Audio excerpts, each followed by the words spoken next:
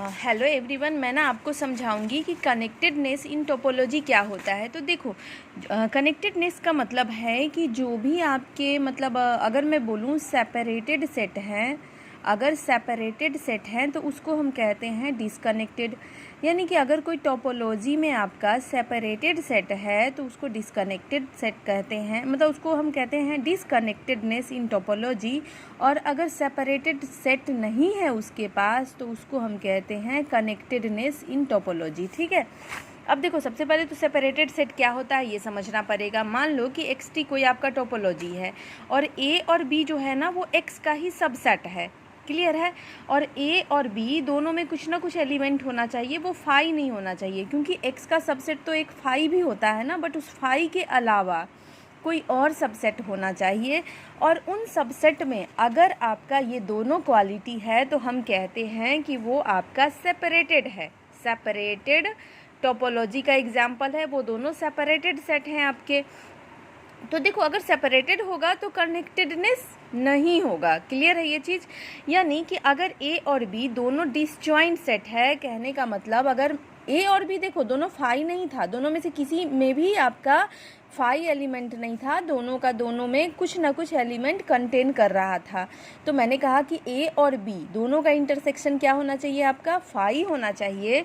और limit point of ए जो है वो आपका लिमिट पॉइंट ऑफ बी नहीं होना चाहिए, मतलब दोनों का लिमिट पॉइंट अलग अलग होना चाहिए। ठीक है, मैंने लिमिट पॉइंट, क्लस्टर पॉइंट आपको लास्ट वीडियो में समझा दिया है, एक बार वापस से एक्सप्लेन करती हूँ। कहने का मतलब है कि जैसे कि एक्स आपका ये कोई स्पेस है और आपने ना एक्स में से कुछ भी सबसेट ए मान लिया। क्लियर है? ये रहा आपका ए। तो पॉइंट एक्स एक पी में से कोई पॉइंट एक्स एज्यूम कर लेते हैं, जैसे ए बी सी डी में से कुछ भी आप पॉइंट पी की तरह मतलब यहाँ पे एक ले लो। और यहाँ पे जो पी हमने लिया वो आपका ए में हो भी सकता है, नहीं भी हो सकता है, उसके लिए कोई कंडीशन नहीं है, बस आपको सिंपली एक्स में से कोई पॉइंट पी ले लेना है। क्लियर है?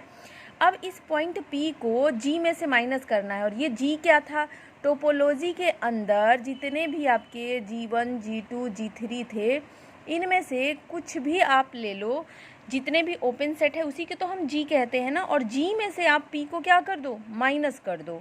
किसी भी जी में से पी को अगर हम माइनस कर देंगे तो उसके बाद जो आपका बचेगा यहाँ पे ना, अब देखो, मतलब किसी भी जी को हम नहीं उठाएंगे, उसी जी को उठाएंगे जिसमें पी ऑलरेडी कंटेन कर रहा हो। वरना अगर किसी को भी आप उठा लोगे और पी को माइनस करोगे तो आपका क्या होगा? सब्ट्रैक्ट कुछ होगा ही नहीं। यानी आपको वही जी उठाना है जिसमें पी आपका पहले से हो। जैसे अगर मैं पी बी को मान रही हूँ ना, तो उस जी को उठाना है जिसमें पहले से बी हो और पी को माइनस कर लेना है और फिर इंटरसेक्शन कर देंगे ए के साथ।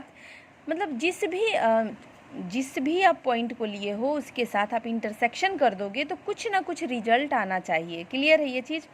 अब मैंने यहाँ पे कहा कि मैं एक बार अगर बी को उठाऊँ ना और बी को उठा के चेक करने जाऊँ कि ये बी जो है ए का लिमिट पॉइंट है कि नहीं, और जवाब में यस आ जाए। क्लियर?